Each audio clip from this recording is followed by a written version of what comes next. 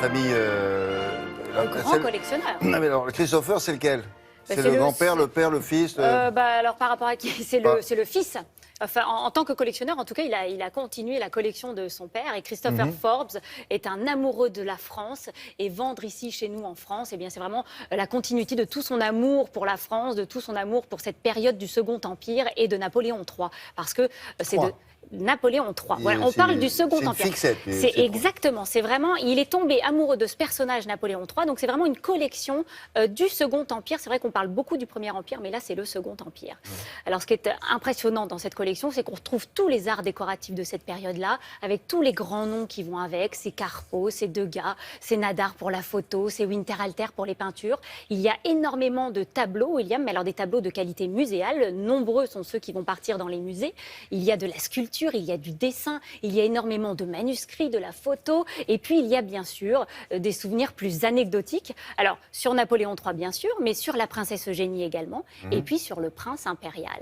Et vous allez voir, nous avons rencontré Jean-Christophe Chataignier, le spécialiste du Second Empire de la maison Osna, qui fait cette vente les 5 et 6 mars prochains. Regardez.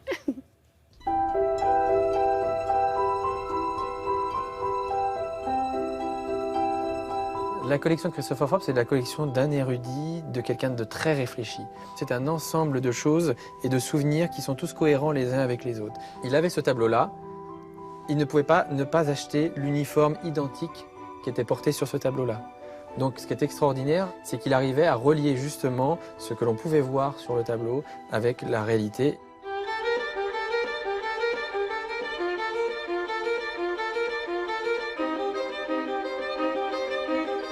Le fil conducteur de sa collection, ce sont les tableaux historiques, toutes ces grandes scènes qui ont marqué toute la vie de l'empereur Napoléon III. Leur caractéristique, c'est à la fois la finesse des détails, on peut reconnaître chaque personnage, on peut identifier les uniformes, et puis c'est ce côté pris sur le vif. Vous avez Napoléon III qui arrive place de la Concorde, les soldats qui s'écartent, la jeune femme, la laitière qui se pousse. C'est presque une photographie, c'est déjà la photographie en grand format de l'époque.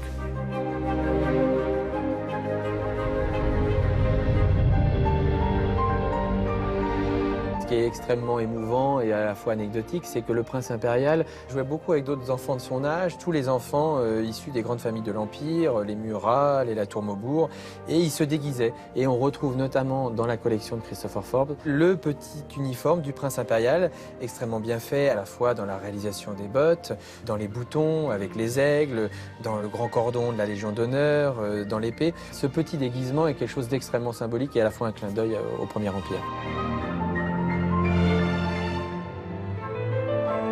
On sait qu'il tenait de sa mère ce don également pour le dessin.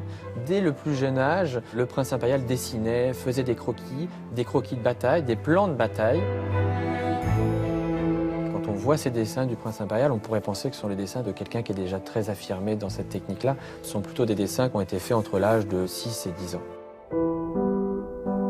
Ça, c'est un livre extraordinaire. Il est déjà extraordinaire de par sa reliure, de buis sculptés. C'est ce qu'on appelle un livre d'heures. C'est un livre qui était destiné aux catholiques laïcs pour suivre finalement toute la liturgie quotidienne, heure par heure.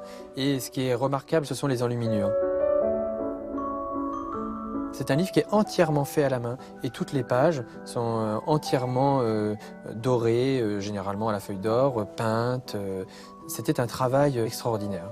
Et puis c'est un souvenir historique et intime très émouvant. C'est un livre qui a appartenu à l'empereur Napoléon III avec une dédicace à son épouse, l'impératrice Eugénie. Et il lui écrit « Mon Dieu, si vous me protégez, rendez-la heureuse ». Tout est dit dans cette phrase-là.